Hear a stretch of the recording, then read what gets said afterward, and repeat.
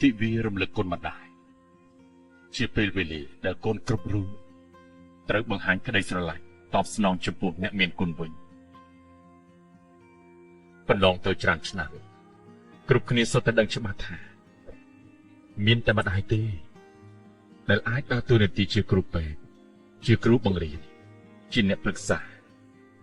មើលថែកូនគ្រប់ពេលវេលាសមុទ្រគុណម៉ែគ្មានប្រៃឡើយ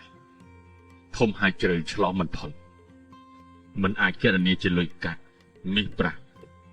ហើយក៏មិនអាចកាត់ថ្លៃបានហេតុអ្វីបានជាគុណម្ដាយធំយ៉ាងនេះម៉ែទ្រាំពោពោះកូនច្រើនខែខិតខំប្រឹងថែទាំងយប់ទាំងថ្ងៃលំបាកយ៉ាងណាមិនចេញស្ដី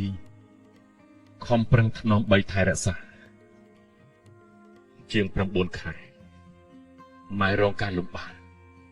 ចាញ់សពចាញ់គ្រប់ពេលខ្លះឃ្លានខ្លះ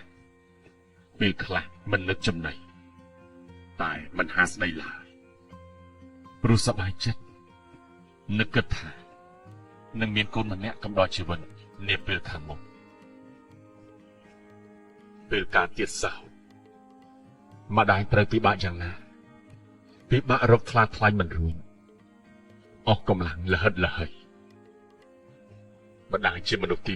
1ដែលផ្ដល់កំណើតដល់កូនគ្រប់រូបបើទោះបីមិនបានចិញ្ចឹមដោយផ្ទាល់ដៃរហូតដល់ធំដឹងក្តីក៏កូនបានជំពាក់គុណម្ដាយរួចទៅហើយ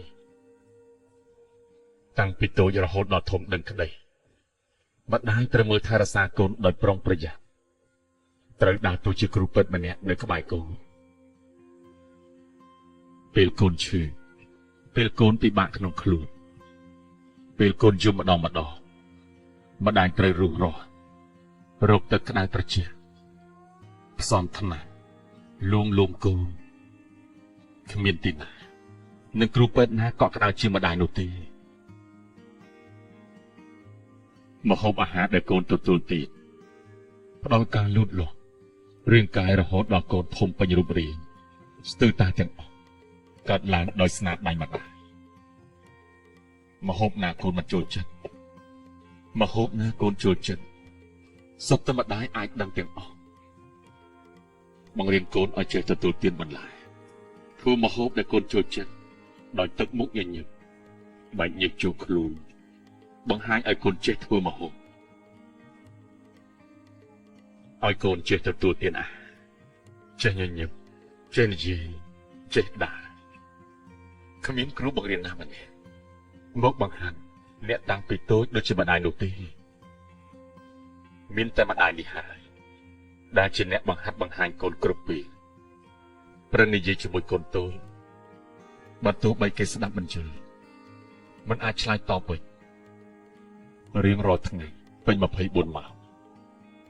មានពេលតិចតួចណាស់ដែលម្ដាយបែកពីកូនតូចម្ដាយតែងតែនៅជិតកូនបង្ហាញផ្លូវគ្រប់ពេលដោយភាពស្មោះត្រង់បំណងតែមួយគឺចង់ឲ្យកូនក្លាយទៅជាមនុស្សដ៏ល្អម្នាក់ម្ដាយត្រូវបំពេញតួនាទីជាអ្នកតាមសម្អាតអនាម័យឲ្យកូនរៀបចំកន្លែងដែលកូនលេងបោកគក់ខោអាវឲ្យកូនសាក់គិតទៅមើលប៉ុន្មានឆ្នាំដែលម្ដាយត្រូវបំពេញតួនាទីបែបនេះដើម្បីកូនគ្រប់ពេលកូនខូចចិត្តគ្រប់ពេលកូនជុំម្ដាយត្រូវលួងលោមកូនម្ដាយត្រូវធ្វើខ្លួនឯងជាអ្នកចម្រៀងបំពេញកូនឲ្យគេសម្ដីដល់ស្រទន់របស់ម្ដាយពេលខ្លះអាចជួយឲ្យកូនរសាយអស់ទុក្ខកង្វល់ផុតចាកមន្ទិលក្នុងចិត្តទាំងឡាយពីសម្ដីរាប់មិនអស់ដែលម្ដាយត្រូវប្រើលួងលោមកូនរហូតដល់កូនធំដឹងក្តីមិនមែនក្នុងមួយថ្ងៃទិវារំលឹកគុណម្ដាយអាចឲ្យកូនគ្រប់រូបសងគុណម្ដាយអស់នោះទេព្រោះគុណនោះមានទំហំធំណាស់មួយថ្ងៃរៀងរាល់ឆ្នាំគ្រាន់តែជាការរំលឹក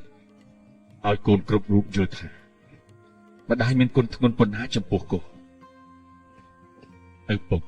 ក៏មិនខុសពីម្ដាយដែរសុខចិត្តលះបង់កម្លាំង